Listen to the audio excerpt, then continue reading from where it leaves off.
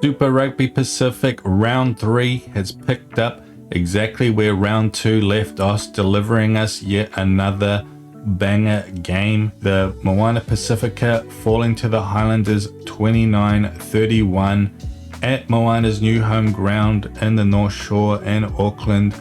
Pretty good turnout there. The crowd, they got their money's worth. Didn't get the dub, but got a very good close game instead. And you can see from the points flow here, Highlanders, they were always ahead. At the end of this sort of first half, they really threatened to crack the game open and really run away with it.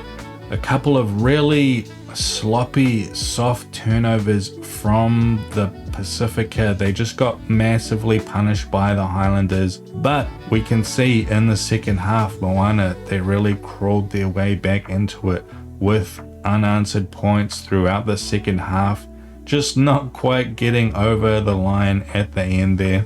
Ultimately, the kicking proving quite costly. You can see here, Pasifika, they got more tries than the Highlanders, 5-4, but they missed those 3 conversions, whereas the Highlanders 100% with their conversions off the tee. That was the difference in the end. The way the game itself played out was actually quite interesting. Moana Pasifika, they opted for this really forwards focused game style, sort of like the Blues. They just really played tight to the ruck, did a lot of carries with their tight forwards, forced the Highlanders to make quite a lot of tackles. You can see here a huge disparity in the tackles made, 171 to 113, and that really put a lot of pressure on the Highlanders because Moana, they were actually getting some decent go forward from these carries, and as a result of all the defending, the Highlanders, they really were forced into a lot of penalties as well. A hugely lopsided penalty count here, 12-4, and as a result, you can see Moana, they really spent a lot of time very deep in Highlanders territory, but just weren't able to crack them well enough.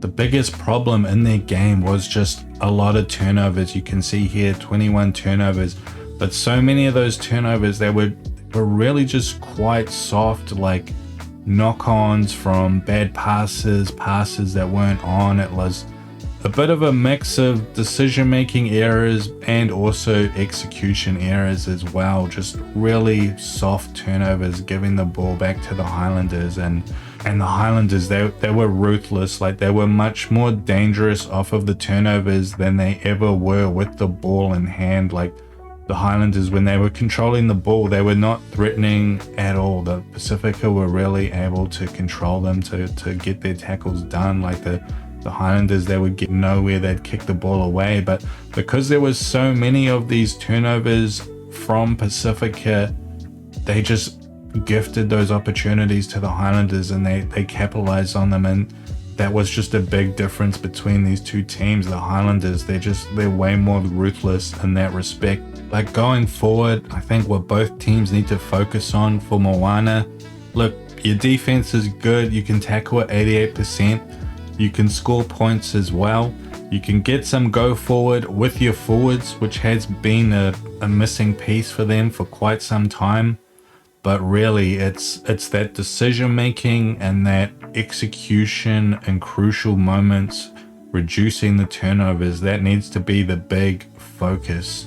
And for the Highlanders, honestly, like, I was a bit surprised to see them get a little bit out-muscled up front. I mean, that's a little bit of a red flag. I did not expect that after the Highlanders' huge victory last week against the Blues. They really muscled up against the Blues and held them at bay and just completely shut down their game plan. It went to complete bits for the Blues.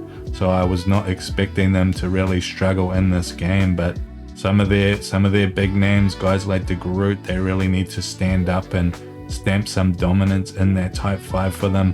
As far as the individual performances go, couple of big ones, Adi Sevilla and Tavatava Nawai.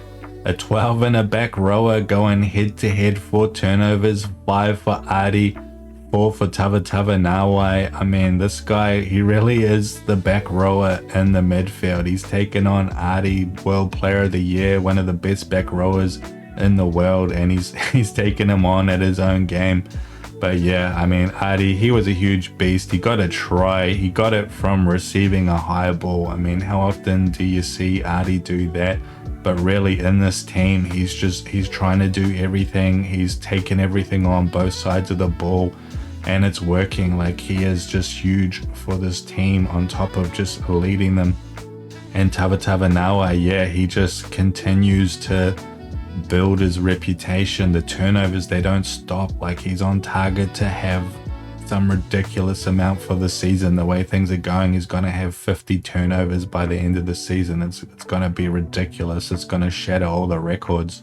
One thing I would like to see from him though is to link up a bit more with his outsides. The way he's playing, it's kind of greedy. He gets the ball. I don't think I ever once saw him give it to his outside to Leia. He's always either just running with it or he's kicking it.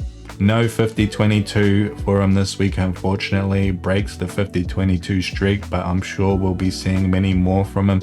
He did get one that was quite close. Other than that, some of the big names, Taumoi Falau, he had a pretty quiet game. A lot of people were talking about him, but the ball, it really just didn't come his way this week. The ball, often it was going to the other wing, out to Solomon Alaimalo, who was really quite a presence. He had some very good touches in there. Pasifika, they did try and bring Taumoi Falau in off his wing as a runner of some set piece plays, but it did not work. Like, I don't think he can operate in tight like that. Like, the figure he's got, he's athletic, he's really tall, he's fast, but he doesn't have that broad frame. Like, he's not a big guy in a sense where he can really crash through in traffic. So yeah, we didn't see that work this week, so interested to see if they continue with that. Other than that, Nathan Hasty, he looked pretty good. He's carrying on his good form from the start of the season. Really keen to see how he goes. And another really interesting one for me as well was for Moana off the bench. This guy called Pellegrini, he made his debut. He replaced Garden Bishop, and he was actually quite impressive for a guy I'd never heard of or seen play before. Honestly, I hate to say it, Garden Bishop, he's not been the greatest in that 10 jersey for Moana. But this Pellegrini guy, I hope he gets a bit more game time. I'm keen to see how he goes. Anyway guys, I really enjoyed this game. It was a great game. Hope you enjoyed it too. Interested to know your thoughts. Let me know in the comments and I'll catch you in the next game.